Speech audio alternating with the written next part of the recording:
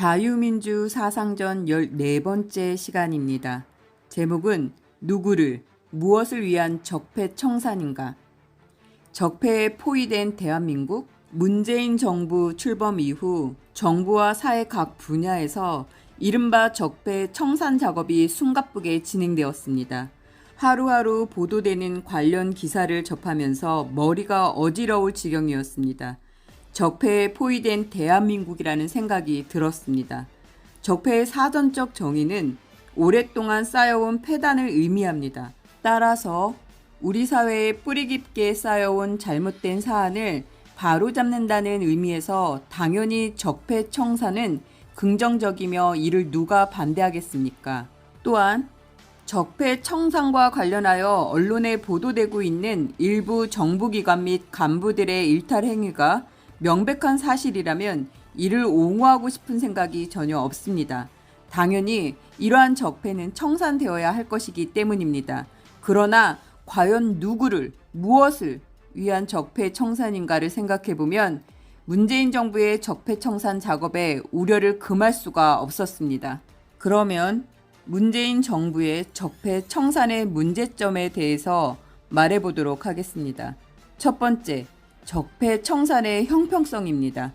우파 정권이라는 냉정하게 평가하면 우파 정권도 아니었으며 중도 기회주의 정권이었습니다. 이명박 박근혜 정부의 적폐를 파헤치는 데 혈안이 되었으면서 왜 김대중 노무현 정부의 적폐에 대해서는 침묵하는 것입니까? 김대중 노무현 정부 하에서는 적폐가 없었던 말입니까? 두 번째, 적폐 청산의 위법성입니다. 적폐 청산은 아무리 시급해도 합법적인 틀 내에서 진행되어야 합니다. 2017년 12월 당시 이창희 교수가 발표한 적폐 청산의 불법성과 외교안보 정책에 의한 영향과 김태훈 변호사가 발표한 문재인 정부의 법치 파괴에 대한 향후 대응 방안에서도 지적되었지만 실정법을 위배한 적폐 청산 작업은 결코 정당화될 수 없으며 이 역시 또 다른 적폐를 양산할 것입니다. 세 번째, 코드화된 적폐 청산의 기준과 대상입니다. 문재인 정부의 적폐 청산 작업을 보면 그 기준이 헌법적 가치에 기반한 것이 아니라 문재인 정권의 통치 코드에 맞는 적폐 청산 작업을 진행했다고 보여집니다. 그러다 보니 검찰의 적폐 청산 수사를 하명 수사니 청부 수사니 운운하는 소리가 나오는 것입니다. 문재인 정부는 선거라는 합법적 절차를 통해 집권하였음에도 스스로를 촛불혁명으로 탄생한 정부라고 칭하며 촛불 민주주의를 구현하겠다고 외쳤습니다.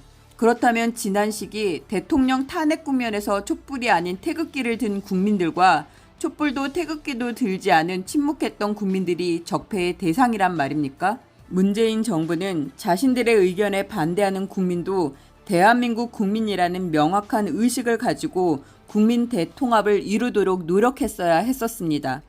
촛불혁명과 촛불민주주의만을 강조하는 것은 대한민국 헌법의 국민주권주의의 정면으로 반하는 주장이며 이러한 사고가 바로 적폐임을 직시해야 합니다. 네 번째, 적폐 청산의 포퓰리즘, 즉 대중인기 영합주의화입니다.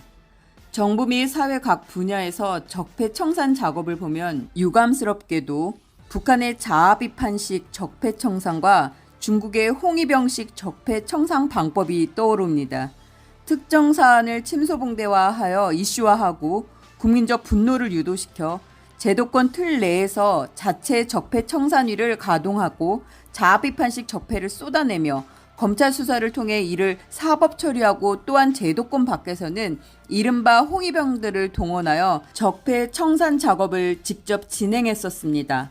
당시 KBS와 MBC 사태를 보면 방송 정상화라는 미명하에 관련 노조들이 나서 집행부와 이사들의 사퇴를 협박 강압하는 행태야말로 새로운 적폐가 아닐 수 없었습니다.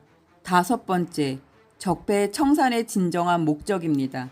앞에서 지적한 문제점을 가늠해 보면 현 정부의 적폐 청산 작업이 오래된 국가 사회학을 일소시키려는 것이 아닌 다른 목적이 있다는 의구심을 떨칠 수밖에 없습니다. 일부에서도 지적하지만 이들이 진정으로 노리는 것은 적폐 청산으로 국민적 분노를 확산시켜 보수의 정치적 기반을 괴멸시키고 차기 지자체 선거, 총선, 대선에서 좌파 세력들의 영구 집권을 꾀하려는 의도에서 진행되었다는 것입니다. 검찰총장이 2017년 당시 연내에 적폐 수사를 마무리하겠다고 밝히자 청와대와 여당에서 이를 부인하며 적폐 청산의 지속을 밝힌 것만 봐도 이를 가늠할 수가 있습니다. 마지막으로 재언합니다. 문재인 정부가 다른 정치적 목적이나 흑심이 없이 진정으로 대한민국의 미래를 생각하며 적폐를 청산하고자 한다면 다음과 같은 재언을 실천하여 그 진정성을 보여주어야 했었습니다.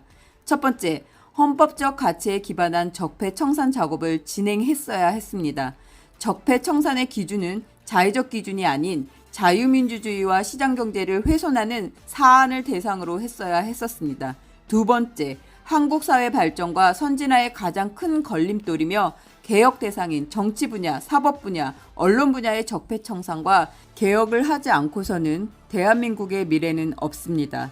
적폐 청산의 성역이 없다고 하면서 이들 분야의 적폐 청산은 도외시하고서 지난 정부의 과오를 파헤치기에만 진력한다면 과연 적폐 청산의 정당성이 확보되겠습니까?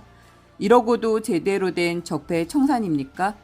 세 번째, 한국 현대사에서 가장 큰 적폐는 휴전선 너머의 북한 김씨, 김일성, 김정일, 김정은 집단입니다. 수령 절대주의 포갑체제인 북한 김씨 집단의 청산 없이는 적폐를 운운하지 말았어야 했습니다. 한반도와 현대 문명사회의 명백한 악인 수령 절대주의 포갑체제인 김정은 정권의 해체와 이의 하수인인 국내 종북 세력을 척결시키지 않는 한 한국 사회의 선진화 및 평화 통일은 요원함을 지적합니다. 네 번째, 국민 분열형 적폐 청산이 아닌 국민 통합형 적폐 청산의 작업을 전개해야 했었습니다. 더 이상 설명이 필요 없는 제안이죠. 끝으로 다섯 번째, 진정 문재인 정부가 국가 미래를 위한 제대로 된 적폐 청산을 추진하고 싶었다면 여당과 야당 및 이른바 진보진영과 보수진영 동수로 구성된 국가적폐청산위원회를 구성하여 진행했어야 했었습니다. 가칭 국가적폐청산법을 제정하여 법적 근거를 마련하고 사회 각 분야에 대한 적폐청산을 체계적이고 단계적으로 전개해야 국민의 신뢰와 성원 속의 적폐청산 작업을 성공적으로 마무리할 수 있었을 것입니다.